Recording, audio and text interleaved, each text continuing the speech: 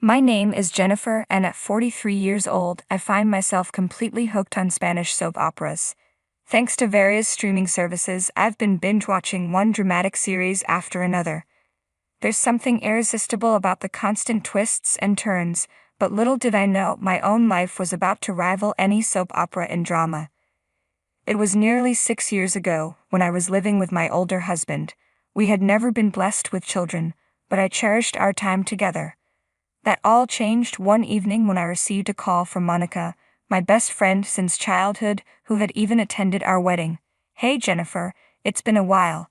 I wanted to let you know that I got divorced," Monica said. "Oh, I'm sorry to hear that. It sounds like a tough time." "Let's get together for drinks soon," I replied, trying to offer some comfort. When I got home, I was about to tell my husband about Monica's news, but he surprised me by saying, "I know Monica's divorced." I was taken aback. "How did you know about that?" "I haven't mentioned it to you yet." He looked at me with an expression that suggested he was piecing something together. "I think I overheard something," he said, though his vague explanation left me puzzled. I shrugged off the confusion and told him, "Yes, Monica is divorced. We're planning to meet up for drinks soon." My husband then asked, "Can I come along?" I was puzzled. I thought it was supposed to be a girls' night out. Despite my hesitation, I agreed to ask Monica if it was all right for him to join us.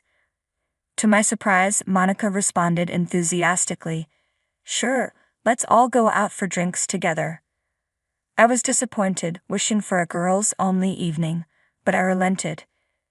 In the end, the three of us, my husband, Monica, and I, met up for drinks. The night turned out to be quite enjoyable. Monica vented about her ex-husband's shortcomings, and we all shared laughs over her stories. It felt like we were having a great time, but when I excused myself to use the restroom and returned, I was taken aback by the sight of Monica and my husband gazing deeply into each other's eyes and engaged in a conversation that seemed a bit too intimate.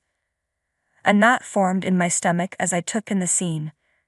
The evening had started off as a simple gathering, but now I couldn't shake the uneasy feeling that something was amiss. Couldn't shake the feeling that something seemed too intimate between them. They hadn't seen each other since our wedding, so how did they become so chummy after just a few drinks? It felt like I was intruding on a date between two people who were clearly more than just old friends. When I returned to my seat, they had resumed their normal demeanor, acting as if nothing had happened. I wondered if I was overreacting, but the uneasy feeling lingered. As the evening drew to a close, I decided it was time to settle the bill and leave. Monica was quite drunk, and my husband casually mentioned, "I'll take her home." His nonchalant attitude caught me off guard. "I'm going to take her home" sounded more like a command than a suggestion, as if he was deciding on his own. I protested, "I'm not as drunk as she is, but I've had a few drinks too. Besides, I'm your wife. It's too late for her to be alone, and she's in no condition to get home safely." He insisted, "You take a cab and go home yourself. She's fine. I'll make sure she gets home." I was taken aback. "If you take her in a cab, she'll go straight to her apartment, won't she? I'm worried she won't make it on her own." I knew Monica was living alone, and it was possible she had mentioned this while I was in the restroom. The discomfort I felt quickly turned into disbelief. "Fine then. I'll go home myself," I said. I left them at the restaurant, feeling a mix of unease and determination. As much as I didn't want to leave Monica alone with my husband, I realized it might be more useful for me to return home and investigate their relationship. Once I arrived home, I headed straight to my husband's study, a room that wasn't a bedroom but a private space where he might keep important information.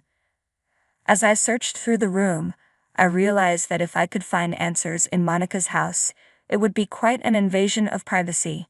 Still, the conflict in my mind was overwhelming. While rummaging through the shelves, I stumbled upon a basic photo album, one I didn't recall seeing when we moved in. With a sinking feeling, I began flipping through the pages. I should have stopped, but it was too late. The album was filled with photos of my husband and Monica, both beaming with happiness. Judging by Monica's hairstyle and the way my husband's clothes looked, it was clear they had been meeting secretly for years, possibly since shortly after our marriage. They had been involved in an intense relationship for over a decade. The shock and the combination of my hunger and alcohol left me feeling nauseous. I rushed to the bathroom, barely making it before I began to throw up. Just as I was trying to compose myself, my husband came home. "Oh, you're throwing up? Did you drink that much?" he asked, rubbing my back.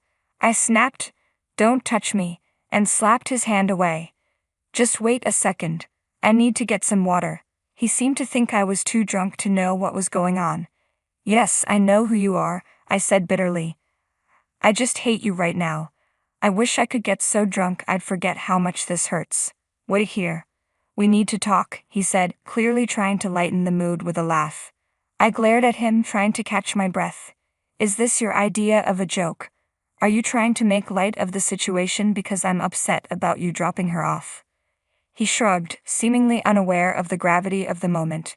"Well, let's adjust the tone then. First question. What's this picture about?" I confronted him with the album I had discovered in his room, simply showing him the cover. His face turned pale as he saw it.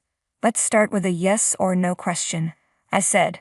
"Is there any wife in the world who could look at this picture and be okay with it?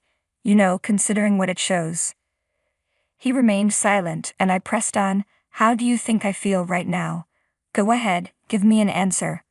When he didn't respond, I snapped, "Why aren't you saying anything? Why just sit there in silence?" His silence only heightened my frustration. "Okay, I cheated. I'm really stupid. I'm truly sorry," he finally admitted, his voice lacking sincerity. I wished he would just show some real remorse, maybe even cry a little. His silence was unbearable.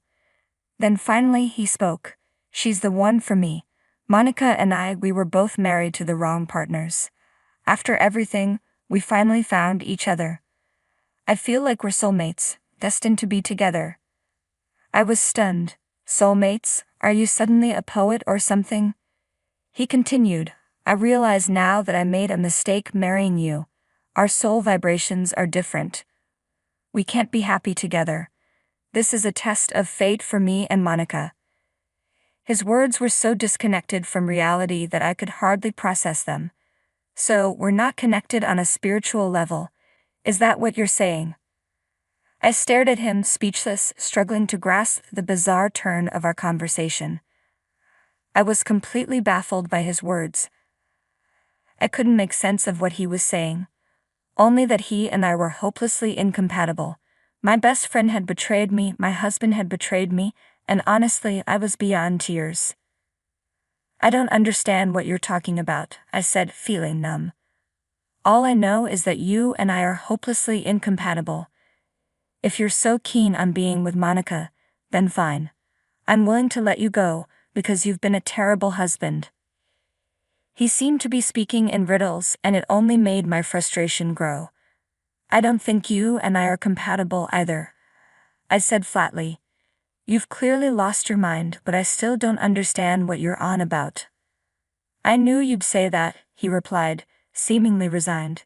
"So you'll agree to a peaceful divorce, right?"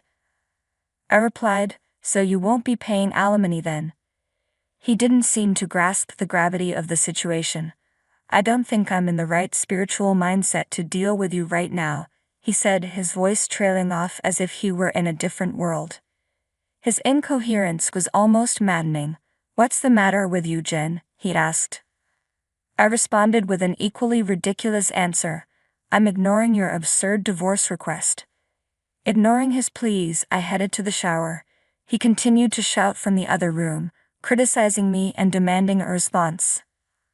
"I'll never be free unless you agree to divorce me," he yelled. I ignored him completely. "You'll be free to do what you want, and I'll be free from you. From this day on, you're nothing but a piece of trash to me, as insignificant as mold in a bathtub." The next morning my husband left for work in a foul mood. I didn't greet him, prepare his breakfast, or even help him with his tie. I had taken the day off after our night out, and I got up just in time to see him leave. Well, from today on I'll be living alone. I decided to tidy up my room, and by the evening, when my husband came home, I heard him call out from the front porch, "I'm home," but I didn't respond. Soon he was shouting about his missing shoes. "Hey Jen, where are my shoes? And why are you eating without me?" I remained silent, watching TV and enjoying my steak and fine champagne. "Yes, I threw away your shoes," I called out without looking at him. "It's normal to eat alone since I live here by myself. I have quite a bit saved up, so I'm treating myself." He sounded frustrated. "Jen, are you even listening?" I poured myself another glass of champagne, ignoring him. "We'll talk after I get out of the shower," he said, but I could hear the irritation in his voice. As I heard him clattering around upstairs, I knew he was searching for his pajamas. Then he called down, "Jen, why is there nothing in my room? Where are my pajamas? I can't even take a bath without any clothes." I replied calmly, "I live alone now. You'll have to figure it out." I quickly finished my meal and went to my room, showing no reaction to his distress. He followed me, asking where his food was. "Go buy your own," I said. "I've told you repeatedly that I live alone." I had already finished my bath, so I headed straight to the bedroom. I had even disposed of his toothbrush, curious to see how he would manage in the morning. When I woke up, my husband was sitting in a chair, looking like Roddins the Thinker. He must have been in such a rush last night that he didn't manage to properly get ready. His hair was sticky and messy, exposing his scalp. As soon as he saw me, he tried to compose himself and got down on his knees, desperately apologizing. I was genuinely shocked by how far he was willing to go. "It hurts me to know how you've treated me, but I realize I've done terrible things to you without considering your feelings," he said, his voice full of regret. "I'm sorry for that." His apology was exactly what I needed to hear, but I didn't respond. "I want us to start over," he added, hoping for a second chance. I was stunned into silence. I gave him a look of sheer disgust. No, I said. "I can't live with someone who is spiritually lost, cheats, and causes so much trouble." His shock was palpable. "You don't like that?" he asked, clearly taken aback. "Think about what you did," I said coldly. "Say something if you have a clue." He pleaded, "I'll do whatever you say." I knew he was falling back on his usual tactics. Promises and material gifts whenever we had a fight. But this time I was prepared. "Okay then, do as I say," I replied, the words I'd been waiting to say finally escaping my lips.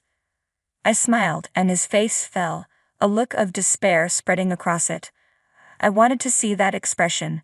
No, I corrected myself. "I don't mean it like that." His confusion was evident. "I have no intention of accepting any terms," I continued.